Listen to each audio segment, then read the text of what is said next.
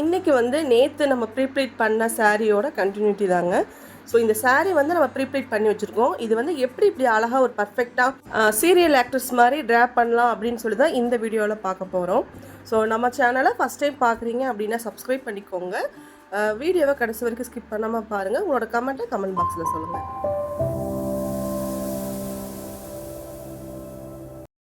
Pre-pleat sari பொறுத்தளவுக்கு நம்ம normal sari மாதிரி அப்படியே ஃபஸ்ட்டு வந்து உள் சுத்து பகுதியை வந்து சொருகிக்குவோம் இல்லைங்களா. ஸோ ஃபஸ்ட்டு வந்து ரைட் சைடு சொருகிக்குவோம்.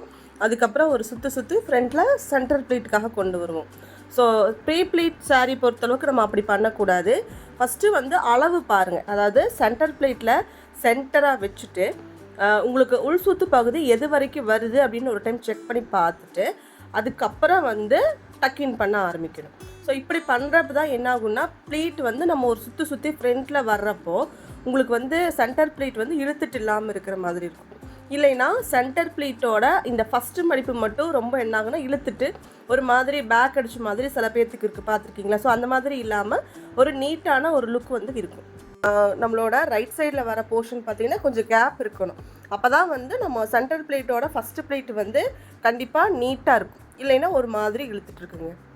இப்போ நான் என்ன பண்ணியிருக்கேன், நான் சும்மா ரஃபாக மட்டும் சைடில் வந்து சொருகி விட்டுட்டு நெக்ஸ்ட் ஸ்டெப்பு வந்து நம்ம முந்தான போர்ஷன் இருக்குது இல்லைங்களா, அதை வந்து அப்படியே ஃப்ரண்ட்டில் கொண்டு வந்து ஷோல்டரில் ப்ளவுஸோடு சேர்த்தி வச்சு பின் பண்ணிக்கணும். ஸோ இது வந்து ஃபஸ்ட்டு பின் பண்ணிட்டோம் அப்படின்னாவே சம்டைம்ஸ் என்ன ஆகும் அப்படின்னா நம்ம சென்டர் ப்ளீட்டோட நம்ம கீழே பாட்டமில் பின் பண்ணியிருப்போம் இல்லைங்களா, ஒரு 2 பின் வந்து ரிமூவ் பண்ணுற மாதிரி இருக்கும்.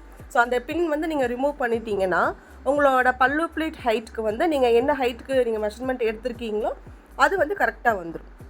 ஸோ அந்த போர்ஷன் நீங்கள் முடிச்சதுக்கப்புறமா நீங்கள் ஆஸ் யூஷுவல் ஃப்ரண்ட் ப்ளீட் அதாவது செஸ்ட் ப்ளீட்லேருந்து அந்த ஃபஸ்ட் லேயர் வந்து உங்களோட ஸ்டொமக் பகுதிக்கு கொண்டு வந்துட்டு ஸோ உங்களோட ஸ்டொமக்லேருந்து சைடு வந்து ஒரு ஜான் கீழே வந்து ஒரு பின் வந்து பின் பண்ணிக்கோங்க.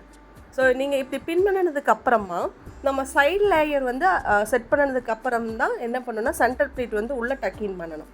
ஸோ இந்த சைடு லேயர் வந்து நீங்கள் வீடியோவில் பார்க்குற மாதிரி ஒவ்வொரு லேயராக ஃபஸ்ட் எடுத்து பின் பண்ணிவிட்டு அதுக்கப்புறம் வந்து சென்டர் ப்ளீட் வந்து உள்ளே டக்கின் பண்ணுங்கள். ஸோ இப்படி பண்ணுறப்ப என்ன ஆகும்னா சைடு லேயர் வந்து உங்களுக்கு நல்ல ஒரு அழகான ஒரு லேயராக இருக்கும். அட் த சேம் டைம் பார்த்திங்கன்னா நம்ம எக்ஸ்ட்ரா வந்து நம்ம நார்மல் வேர் சாரீக்கெலாம் பார்த்திங்கன்னா இந்த சைடில் நம்மளோட ரைட் சைடு வந்து ஒரு கேப் இருக்குது இல்லைங்களா. ஸோ அதுலேருந்து நம்ம ஒரு உள்ளே வந்து ஒரு சாரீ போர்ஷன் இருக்குது, அதை எடுத்து உள்ளே டக்கின் பண்ணுவோம். ஸோ அது மாதிரி இல்லாமல் நம்ம இந்த மாதிரி பின் பண்ணுறப்ப வந்து நம்மளுக்கு கம்ஃபர்டபுளாக இருக்கும். இப்போது நம்ம ரைட் சைடு இருக்க இந்த சாரீ எக்ஸஸ் போர்ஷனை அப்படியே வந்து உள்ளே டக்கின் பண்ணக்கூடாது. அது அப்படி பண்ணிங்கன்னா கொஞ்சம் கசகசன்னு இருக்கிற மாதிரி இருக்கும்.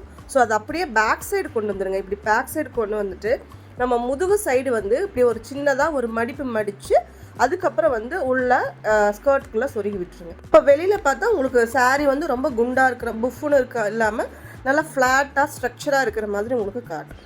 ஸோ நம்ம ஒர்க் போகிற லேடிஸாக இருந்தாலும் சரி இல்லை ஹவுஸ் ஒய்ஃபாக இருந்தாலும் நம்ம ஒரு ஃபங்க்ஷனுக்கு போகிறப்போ ரொம்ப ஹெவி ஒர்க் சாரீ நம்மளால் பண்ண முடியாட்டி கூட இந்த மாதிரி சிம்பிளாக வெயிட்லெஸ்ஸாக இருக்கிற இந்த மாதிரி சாரீஸ் கூட நம்ம வந்து ட்ரை பண்ணலாம். ஸோ ரொம்பவே எலிகெண்ட்டான ஒரு லுக் வந்து நம்மளுக்கு கிடைக்குங்க. ஸோ வேர் பண்ணுறதுக்கும் ரொம்பவே ஈஸியாக இருக்கும், ரொம்ப கம்ஃபர்டபுளாகவும் இருக்கும். நம்ம ப்ளீட் எதுவுமே அட்ஜஸ்ட் பண்ண வேலை தேவையில்லை. ஸோ நீங்களும் ட்ரை பண்ணி பாருங்கள். இந்த வீடியோ வந்து உங்களுக்கு ரொம்ப பிடிச்சிருக்குன்னு நினைக்கிறேன். இந்த வீடியோ உங்களுக்கு பிரயோஜனமாக இருந்ததுன்னா நம்ம சேனலை சப்ஸ்கிரைப் பண்ணிக்கோங்க. உங்களோட கமெண்ட்டை கமெண்ட் பாக்ஸில் சொல்லுங்கள்.